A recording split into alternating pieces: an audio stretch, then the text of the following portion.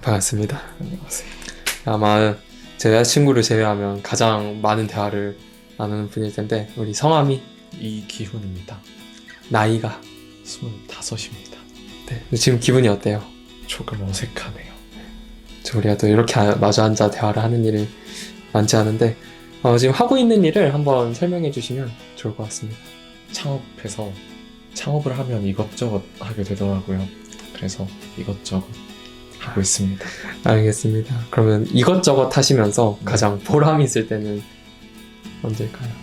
내가 하는 일이 어쨌든 하나의 방향성을 가지고 하고 있구나, 잘 하고 있구나, 하고 있는 일이랑 팀원들이랑 좀 하나가 돼서 함께 움직이는 느낌이 들을 때, 그럴 때 보람이 있는 것 같습니다. 그러면은 반대로 언제 가장 힘이 들어요? 팀이 되게 중요한 것 같은데, 그래서 팀이 하나로 움직일 때 가장 보람이 차다면 오히려 팀이 하나로 움직이지 못할 때 저 스스로 많이 돌아보게 되고 자책할 때도 있는 것 같고, 네, 그런 것 같습니다. 그럼 좀 삶에서 중요한 가치를 뽑는다면 어떤 걸 뽑으시겠어요? 내가 내 삶을 사는 거? 그러니까 살다 보면 사실 이게 내가 살고 싶은 삶이 아니라 그냥 다른 사람이 원하는 삶, 아니면 그냥 겉보기에 되게 괜찮아 보이는 삶을 살게 되는 것 같은데, 그게 진짜 나를 위한 삶인지는 잘 모르겠거든요. 정말 나를 위한 삶을 사는 거? 그 안에 사실 삶의 중요한 가치가 다 담겨 있지 않을까 생각을 합니다. 그러면 듣다 보면 되게 결론적으로는 행복을 향해서 간다 이런 느낌이 드는데 그럼 언제 가장 행복하세요? 저 혼자 행복한다고 행복하지 않은 것 같아요. 그러니까 되게 특이하게도 다른 사람들한테 도움을 줄 때 오히려 행복하고, 그 행복을 제 주변 사람들이랑 나눌 때 행복하더라고요. 사실 창업을 하게 된 것도 그거의 연장선이었던 것 같아요. 좀 더 많은 사람들을 행복하게 할 수 있는 방법이 생각보다 창업이라는 생각이 들었고, 그래서 창업을 하게 된 거고.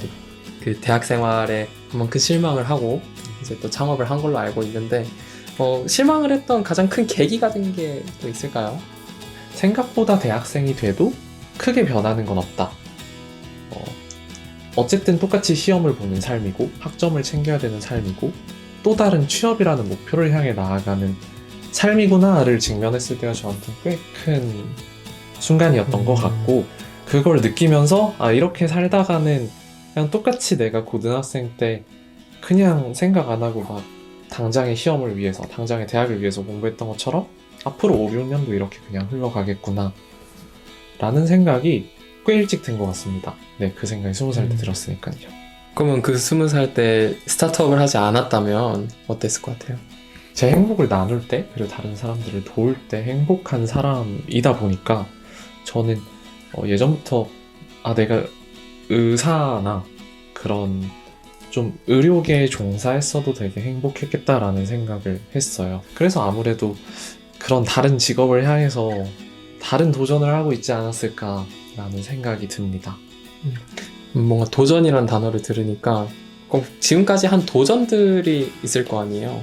그 중에 가장 의미 있었던 거 어떤 게 있을까요? 모든 도전들이 의미 있었던 것 같아요. 되게 이게 뻔한 말일 수 있는데 진짜 그렇고, 왜냐하면 모든 도전은 그 도전을 하기 전까진 전혀 예상도 안 가고 어떤 시련들이 찾아올지 모르거든요. 그래서 모든 도전이 의미가 있었지만 20살이 돼서 창업을 했던 첫 번째 도전이 없었다면 그 이후의 도전들 대부분이 없었을 거라고 생각을 해요.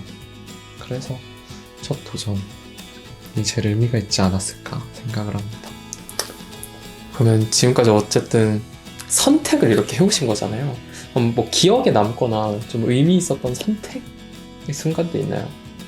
내가 가슴이 뛰는지, 진짜 설레는지, 이런 감정적인 동요를 일단 먼저 생각을 하는 것 같고, 이런 감정적인 동요가 들었다 싶으면은 어쨌든 나를 설득해야 되니까 이 선택을 해야 되는 이유들을 쭉 써봐요. 뭐 일례로 어떤 선택을 할 때는 해야 되는 이유가 A4로 한 3, 4장이 나왔던 적도 있어요. 근데 그런 기준으로 선택을 했을 때는 후회는 하지 않지 않았었나.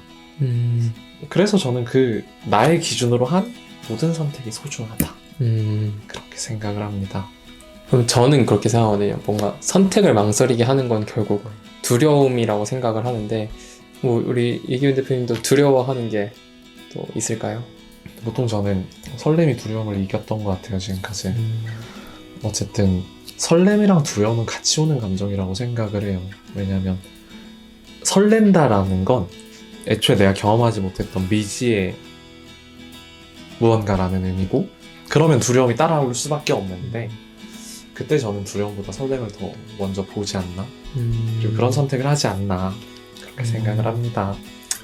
창업부터 지금까지 치열하게 오고 계신 것 같은데, 우리 이기훈 대표님 인생의 하이라이트를 뽑는다면 어떻게 뽑을 수 있을까요? 뭔가 저는 막 꿈을 이룬다라는 얘기를 그렇게 좋아하진 않는 게, 전 매일매일 꿈을 이루면서 살고 있다고 생각을 하거든요. 그 말은 매 순간이 하이라이트다라는 의미겠죠. 그러면 지금 갖고 있는 어떤 인생의 목표 이런 것도 있을까요? 내가 좋아하는 사람들이랑 내가 좋아하는 공간에서 평생 살아가는 거, 일하면서, 그게 목표인 것 같아요. 생각보다 이게 힘들더라고요. 어쨌든 네, 이것저것 하는 게. 그렇습니다.